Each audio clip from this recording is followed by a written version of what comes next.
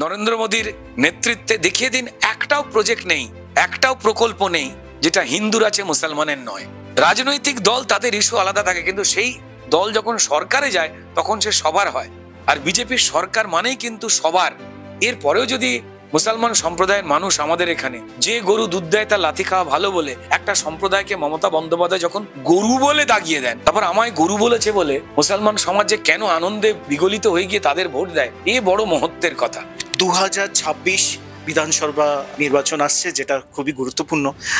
দল তোমাকে যদি চায় যে 2026-এ তুমি প্রার্থী হিসেবে দাঁড়াও, সেক্ষেত্রে তোমার ডিসিশন কি? দেখুন, প্রথম বিষয়টা হচ্ছে যে এটা একটা সাংগঠনিক দল এবং তারা ঠিক করেন যে কাদের কাদের কোন কাজে ব্যবহার করা হবে।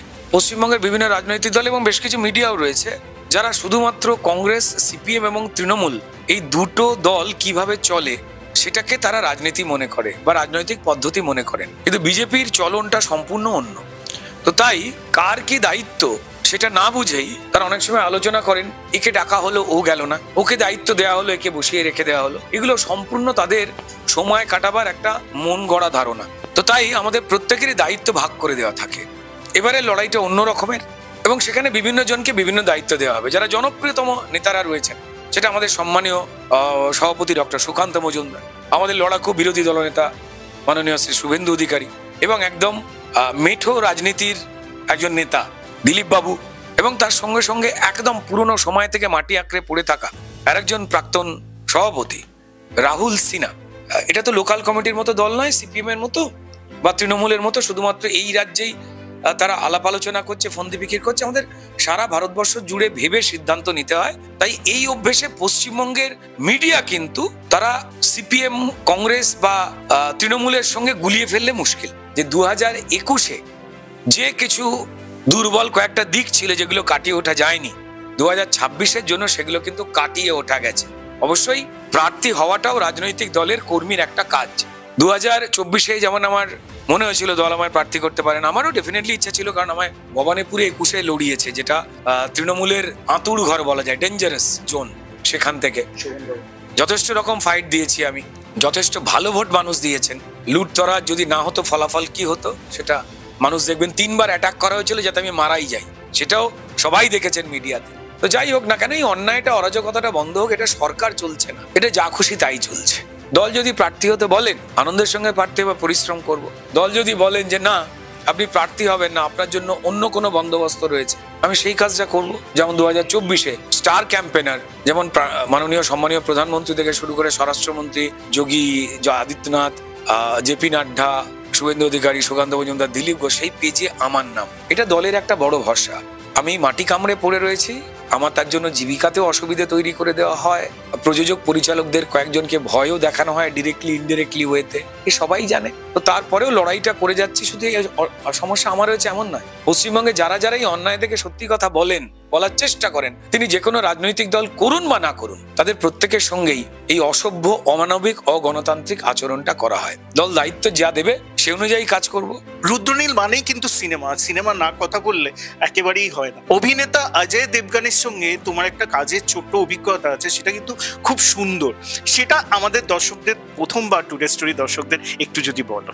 ময়দান 2019 সালের জন্য ওই সময় থেকে আমার কথা হয় বনি কাপুর তার প্রযোজনা এবং বিখ্যাত পরিচালক অমিত রবীন্দ্রনাথ শর্মার সিনেমা, এবং সেখানে অজয় দেবগন প্রোটাগনিস্ট বা মূল চরিত্রে, এবং তারপর যে দুটো গুরুত্বপূর্ণ চরিত্র ছিল, একটি গজরাজ রাও এবং তারপরে আমার, অর্থাৎ আমি ছিলাম এই ছবির সেকেন্ড অ্যান্টাগনিস্ট। এবং সেই ক্ষেত্রে সারা ভারতবর্ষের যারা যারা সমালোচক ছিলেন, যারা দেখেছেন, তারা আমার কাজের প্রশংসা করেছেন। এটা আমার প্রশংসা নয়, এর আগে টলিউড থেকে, আমাদের টালিগঞ্জ থেকে যে যে অভিনেতা অভিনেত্রী বন্ধুরা সেখানে গেছেন, সিনিয়ররা গেছেন, সম্মান এনে দিয়েছেন বাংলার জন্য, যে বাংলার নাম তারা ডোবাননি। কারণ একটা সময় মুম্বাই ফিল্ম ইন্ডাস্ট্রি জন্মের ডাক্তার বাবুটা ছিল কিন্তু এই টলিউড বা টালিগঞ্জ।